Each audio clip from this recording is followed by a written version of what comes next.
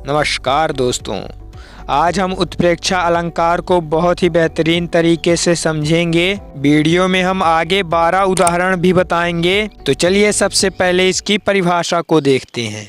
जहाँ उपमेय में उपमान की संभावना हो वहाँ उत्प्रेक्षा अलंकार होता है। उत्प्रेक्षा अलंकार को पहचानने की एक बहुत बढ़िया ट्रिक है, इसे वाचक शब्द भी कहते हैं। यदि उदाहरणों में मनु मानो जनु ज्यों जानो जनहु मनहु ये शब्द यदि आपको दिख जाए तो समझ लीजिएगा कि वह उदाहरण उत्प्रेक्षा अलंकार का है।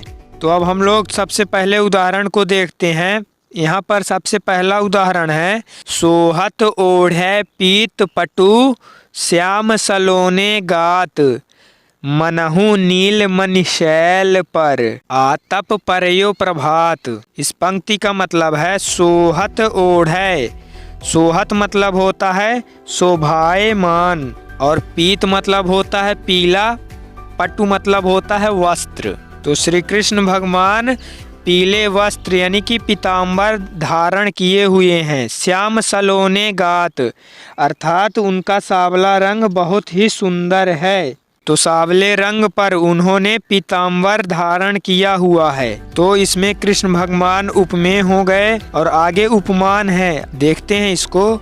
मनहु नीलमणि शैल पर, मानो ऐसा लग रहा है कि नीलमणि पर्वत पर आतप परयो प्रभात, सूर्य भगवान की किरणें पड़ रही हो। अब हम बढ़ते हैं अगले उदाहरण की ओर। नेत्र मानो कमल हैं। यहाँ पर मानो शब्द आया हुआ है जिससे उत्प्रेक्षा अलंकार की पहचान हो गई, और इसका मतलब है कि आंखें ऐसी लग रही हैं जैसे कमल हों। अब बढ़ते हैं तीसरे उदाहरण की ओर। हरिमुख मानो मधुर मयंक। मयंक का मतलब होता है चंद्रमा। तो इसका अर्थ है कि श्री कृष्ण भगवान का चेहरा बहुत ही आकर्षक है, चंद्रमा की तरह आकर्षक लग रहा है। ठीक, अब बढ़ते हैं चौथे उदाहरण की ओर। सिर फट गया उसका वहीं मानो अरुण रंग का घड़ा। अरुण मतलब होता है लाल। तो इस पंक्ति का सीधा सा मतलब है कि सिर फट गया वहीं, यानी कि मान लीजिए कहीं पर लड़ाई हो रही हो तो कोई हीरो बन के कूद रहा है लड़ने के लिए, तो पट से हेड शॉट पड़ा यानी कि उसके सिर में कोई मार दिया। फिर आगे है मानो अरुण रंग का घड़ा। तो मान लीजिए कि घड़े में लाल रंग का पानी भरा हुआ है, आप उस घड़े में पत्थर मार दें तो वह घड़ा फूट जाता है और पानी एकदम निकलने लगता है घड़े से। तो जो सिर फटा है घड़े जैसे ही हालत हो गई है।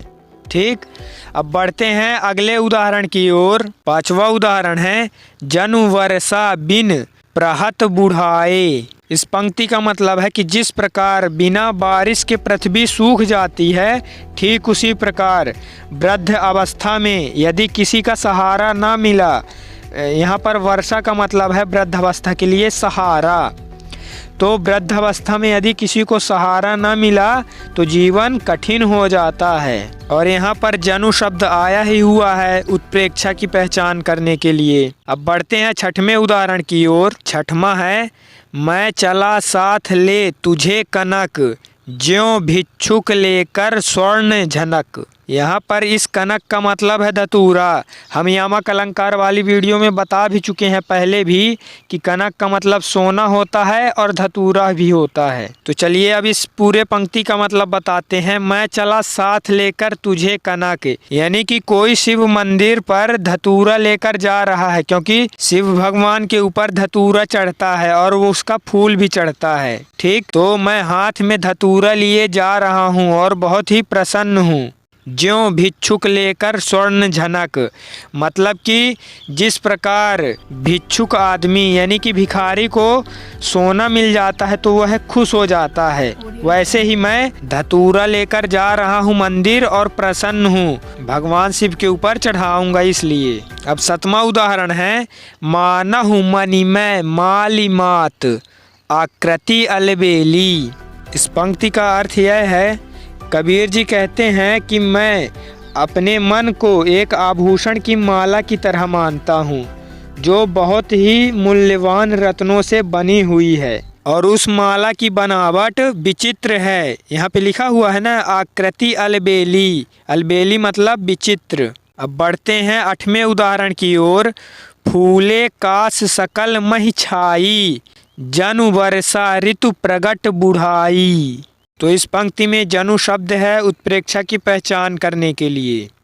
अब बढ़ते हैं 9वें उदाहरण की ओर। बढ़त ताड़ का पेड़ यह, मनु चूमन को आकाश।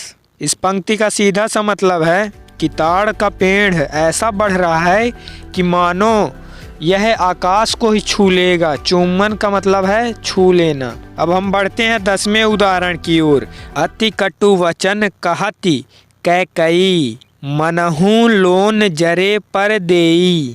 इस पंक्ति का मतलब यह है कि कैकई इतने कटु वचन कह रही है, मानो ऐसा लग रहा है कि जैसे कोई जले पर नमक छिड़क रहा हो। जब कैकई दशरथ जी के पास आई थी और राम भगवान को वनवास भेजने के लिए दशरथ जी से कह रही थी, तब की यह बात है। भगवान राम को 14 साल का वनवास तो भिजवा ही दिया और ऊपर से दशरथ जी को और कटु वचन बोले जा रही हैं, तो वहाँ पर और भी जले पर नमक छिड़क रही हैं। ठीक है, अब बढ़ते हैं हम अगले उदाहरण की ओर। अंबर में तारे मानो मोती अनगिन हैं। यहाँ पर उत्प्रेक्षा की पहचान के लिए मानो शब्द दिया हुआ है और इसका सीधा सा मतलब है कि आसमान में बहुत सारे तारे हैं, मानो ऐसा लग रहा है कि जैसे बहुत सारी मोतियाँ हों। अब बढ़ते हैं 12वें उदाहरण की ओर। यह उदाहरण आपको बहुत जगह देखने को मिलेगा। मानो झूम रहे हैं तरु भी मंद पवन के झोंकों से। तो इस पंक्ति का मतलब है कि पेड़, तरु मतलब होता है पेड़, तो धीमी धीमी हवा चल रही है और पेड़ लहरा रहे हैं। तो दोस्तों उम्मीद करता हूँ कि उत्प्रेक्षा अलंकार आपको समझ में आ ही गया होगा। तो मिलेंगे अगले वीडियो पर। जय हिंद, जय भारत।